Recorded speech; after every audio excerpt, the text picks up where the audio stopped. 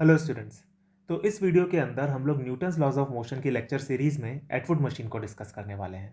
ठीक है, तो चलिए स्टार्ट करते हैं। देखिए, एटवुड मशीन होती क्या है। ये जो हमारे पास में एक सिस्टम दिया हुआ है जिसके अंदर एक पुली है, स्ट्रिंग है, M1 M2 मासेज हैं और पुली जो है वो सीलिंग से बंधी हुई है। इस तरीके के सिस्टम को हम लोग बोलते हैं एटवुड मशीन। ठीक है, यहाँ पर हम लोगों को एक इम्पॉर्टेंट बात ध्यान में रखनी है कि यहाँ पर हम स्ट्रिंग्स और पुली दोनों को आइडियल मानते हैं। ठीक है, इस पर्टिकुलर केस में हम आइडियल स्ट्रिंग और आइडियल पुली लेके चल रहे हैं। आइडियल स्ट्रिंग और आइडियल पुली क्या होती है। आइडियल स्ट्रिंग वो स्ट्रिंग होती है जिसको हम ऑलमोस्ट नेग्लिजिबल मास का मानते हैं, जिसके अंदर टेंशन का वेरिएशन लेंथ के साथ में नहीं होता। और आइडियल पुली क्या होती है। आइडियल पुली होती है जो कि एक मासलेस पुली है और जो कि स्ट्रिंग जो कि उसके ऊपर से पास हो रही है, तो स्ट्रिंग और पुली के बीच में कोई भी फ्रिक्शन नहीं रहता। ठीक है, तो यहाँ पे हम ये एज्यूम करके चलेंगे कि टेंशन जो है वो स्ट्रिंग के अंदर यूनिफॉर्म रहेगी और स्ट्रिंग और पुली के बीच में कोई भी फ्रिक्शन नहीं है। ठीक है, इन आइडियल कंडीशंस में हम इसको सॉल्व करेंगे। तो चलिए आगे बढ़ते हैं। यहाँ पे हमको करना क्या है, यहाँ पे हमको निकालना है find tension in the string. Tension in string, ये है part A of the question, and accelerations of the blocks, ये है दो पार्ट्स इस क्वेश्चन के जो कि हमको सॉल्व करने हैं। ठीक है, तो इसको कैसे सॉल्व करेंगे, देखिए बहुत सिंपल है। सबसे पहला स्टेप किसी भी न्यूटन्स लॉज ऑफ मोशन के क्वेश्चन में क्या होता है, फ्री बॉडी डायग्राम बनाना। तो हम उसको बना लेते हैं। यहाँ पे नीचे की तरफ लग रहा होगा M2G, ऊपर की तरफ लग रहा होगा T।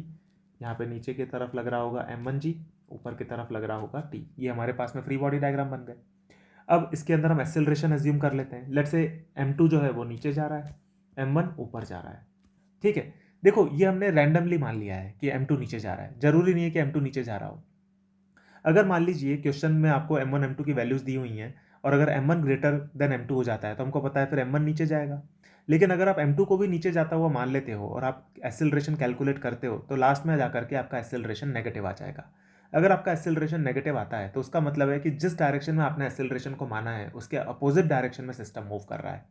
ठीक है, तो आपको ये जरूरी नहीं है कि पहले से पता हो कि सिस्टम किस डायरेक्शन में मूव करेगा। आप किसी भी डायरेक्शन में मूव करता हुआ मान लीजिए और फिर क्वेश्चन को सॉल्व कीजिए। अगर एक्सेलरेशन नेगेटिव आ जाता है तो हम कंक्लूड कर सकते हैं कि सिस्टम जिस डायरेक्शन में हमने माना है उसके अपोजिट डायरेक्शन में मूव कर रहा होगा। ठीक है, तो हमने M2 को नीचे जाता हुआ मान लिया। तो अब हम यहाँ पे Newton second law of motion की इक्वेशन लगा देते हैं M2 के लिए। तो M2 के लिए हमारे पास में इक्वेशन क्या आएगी, M2G minus T will be equal to M2A। ये हो गई पहली इक्वेशन। और हमको ये बात तो पता ही है कि दोनों का एक्सेलरेशन बराबर ही होगा। दोनों का एक्सेलरेशन बराबर होगा, अलग अलग नहीं हो सकता। क्यों, क्योंकि स्ट्रिंग जो है वो अनस्ट्रेचेबल है। स्ट्रिंग स्ट्रेच नहीं हो सकती। ये भी एक आइडियल स्ट्रिंग की एक प्रॉपर्टी होती है। हम ये मान के चलते हैं कि स्ट्रिंग स्ट्रेच नहीं हो सकती, ना कंप्रेस हो सकती है ना स्ट्रेच हो सकती है। ठीक है, कंप्रेस तो होगी ही नहीं क्योंकि स्ट्रिंग है, ये स्प्रिंग है नहीं। ठीक है, और स्ट्रेच भी नहीं हो सकती।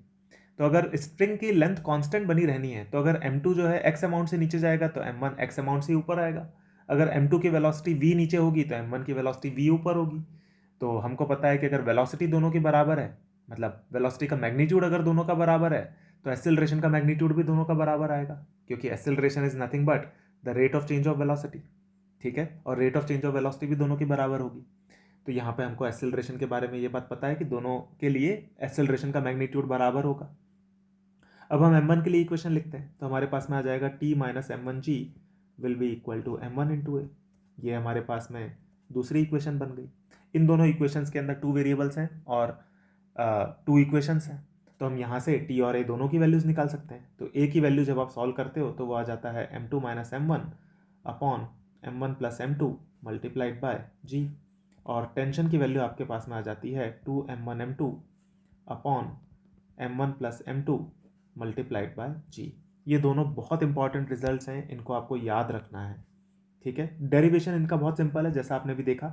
इनको आप याद भी रख लो तो और अच्छा है, क्योंकि एटवुड मशीन एक ऐसा सिस्टम है जो कि बहुत फ्रीक्वेंटली यूज़ होता है क्वेश्चंस के अंदर। तो अगर आपको ये दोनों रिजल्ट्स याद हैं तो आपको काफ़ी फ़ायदा होगा, आपकी स्पीड बढ़ जाएगी क्वेश्चन सॉल्व करने में।